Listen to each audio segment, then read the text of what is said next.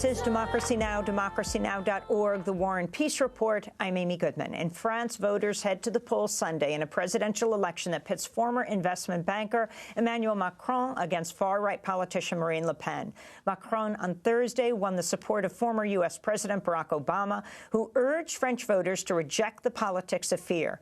Le Pen, who's campaigned on an openly xenophobic and racist platform, faced protests Thursday as she campaigned at a trucking company in Brittany. Protesters shouted, "Out, you fascists," and threw eggs at Le Pen, hitting her once in the head. Le Pen has called for France to crack down on immigration and leave the European Union. For more, we go to Paris, where we're joined by Yasser Louati, French human rights and civil liberties activist and researcher. It's good to have you with us, Yasser. Can you talk about the significance of this runoff election this weekend? Well, hi, Amy. Hi, everybody. The situation actually illustrates the normalization of racist rhetoric in France for the past 35 years. In 2002, there was huge demonstrations against the arrival of Marine Le Pen's father in the second round of the election. But today, public opinion has been prepared to see her arrive in the second round, and that's why you don't see that many mass movements against her very presence. But that is not happening out of, a coincidence. Racism, especially Islamophobia in France, is a point of convergence from the far left to the far right. So they can disagree on anything, but when it comes to stigmatizing, singling out the Muslim population of France, everybody agrees.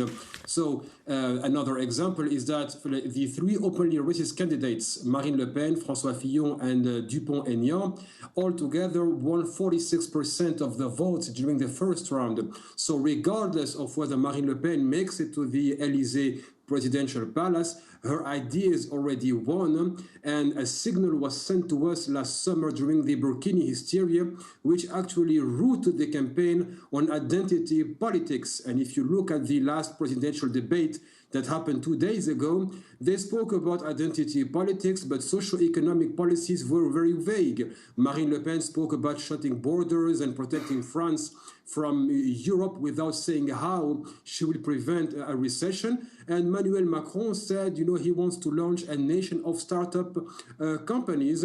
And in my humble opinion, that will definitely decimate the working class behind the cool attitude of startup companies. Why? Because they will be dependent on what I call, or they will be stuck in what I call a digital proletarian. You will have a huge corporations online making, thousands and millions of people sell their labor without much benefits.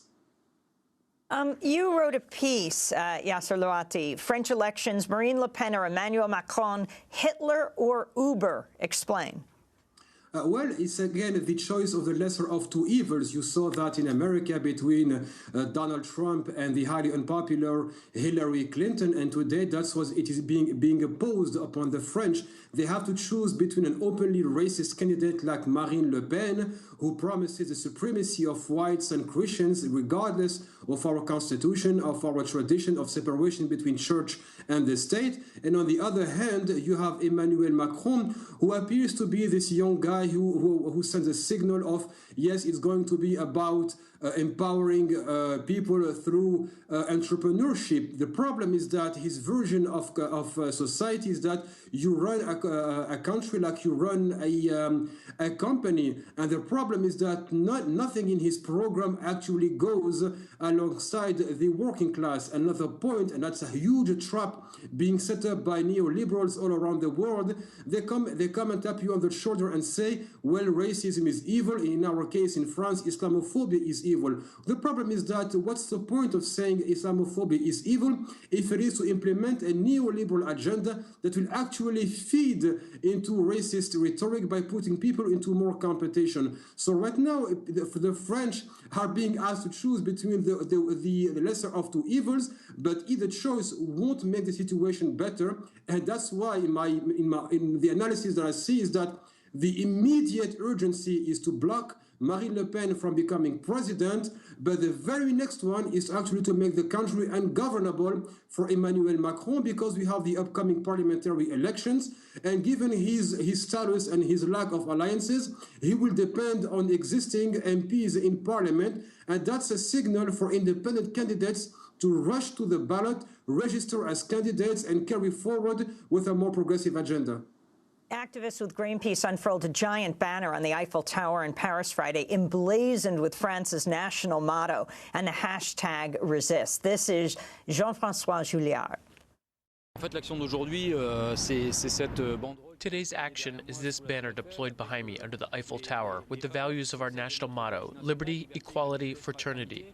The idea was to remind people the importance of these values 2 days before the presidential election, and to say that today, the biggest threat to these values is the potential election of Marine Le Pen and the National Front.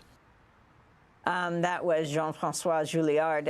Finally, among the issues that Marine Le Pen has raised, the far-right xenophobic candidate, was that the French did not round up Jews in Paris and put them in the stadium. Yasser Louati, you're an Arab-French human rights activist. The response to this, the denial of a well-known fact about the Holocaust.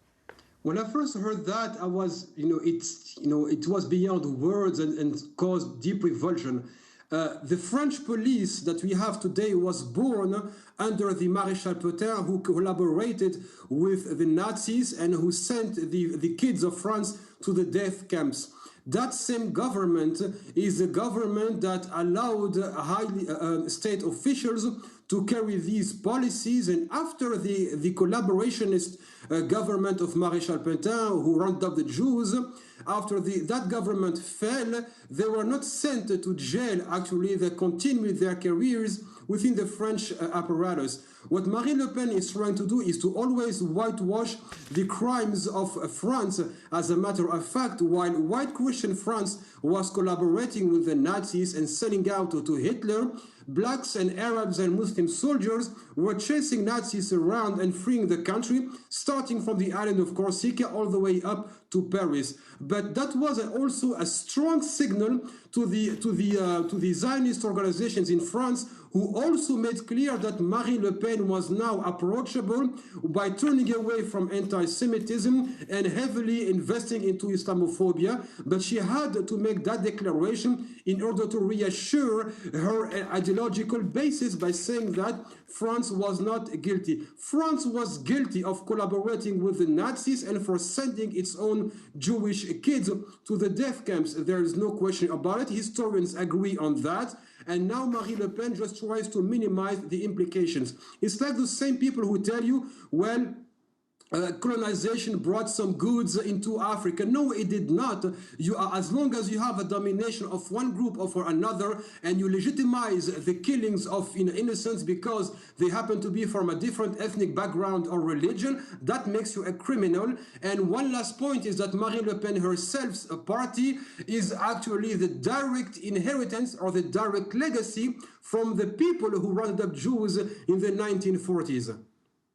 Yasser Louati, I want to thank you for being with us. We'll continue to follow what happens over the weekend. French human rights and civil liberties activist and researcher speaking to us from Paris. This is Democracy Now! When we come back, we'll be speaking with the head of the NAACP about what has happened in Louisiana with the killing of Alton Sterling and the Justice Department closing the case without indicting the police officers. Also, a teenager killed in Dallas. We'll get the latest. And we'll speak with Carol Anderson, who just won a major literary award. She's a professor at Emory University. Her book is called White Rage. Stay with us.